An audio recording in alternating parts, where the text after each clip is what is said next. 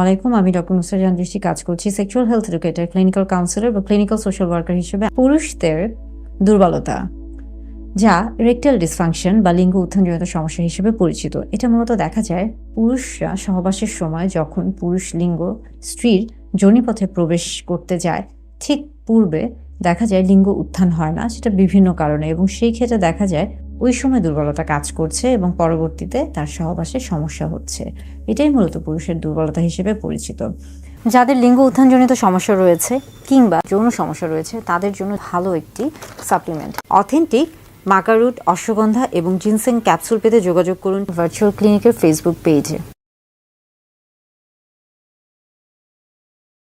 কেন এই সমস্যা হয়ে থাকে? বিভিন্ন কারণে এটা হতে পারে, যেমন শারীরিক কারণে, মানসিক কারণে এবং পারিপার্শ্বিক কারণে। অনেকেই শুধু মনে করে থাকেন যে এটা হয়তোবা শুধুমাত্র মানসিক কারণে হয়ে থাকে, এমনটা না। তবে হ্যাঁ, মানসিক কারণ এখানে একটা গুরুত্বপূর্ণ ভূমিকা বজায় রাখে। আবার অনেকে মনে করে থাকেন বয়সের সাথে সাথে এই সমস্যা হওয়া খুবই স্বাভাবিক বিষয়, এমনটাও না। যদি সঠিকভাবে জীবনযাত্রার মান উন্নয়ন করা হয়ে থাকে, ভালো স্বাস্থ্যকর জীবনযাত্রা বজায় রাখা হয়, তাহলে সেই ক্ষেত্রে কিন্তু বয়স বৃদ্ধির সাথে সাথে খুব একটা সমস্যা হওয়ার কথা না।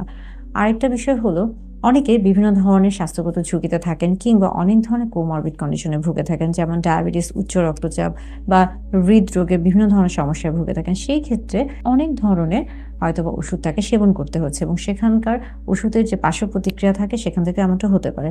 বা নির্দিষ্টভাবে অনেকের রক্তনালীতে সমস্যা থাকতে পারে, চর্বি জমে যেতে পারে এবং সেখান থেকেও কিন্তু এই জাতীয় সমস্যা হতে পারে। ওজন আধিক্য থেকে শুরু করে যে কোনো ধরনের সমস্যা থেকে এটা হওয়াটা খুবই স্বাভাবিক একটি বিষয়। অর্থাৎ পুরুষের দুর্বলতা বিভিন্ন কারণে হয়।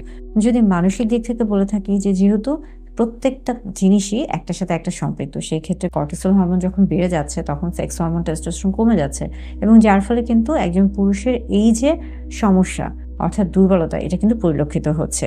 তাই এই প্রত্যেকটা বিষয়কে খেয়াল রাখতে হবে, তাহলেই খুব সহজেই কিন্তু পুরুষের দুর্বলতাকে এড়িয়ে চলা সম্ভব হবে।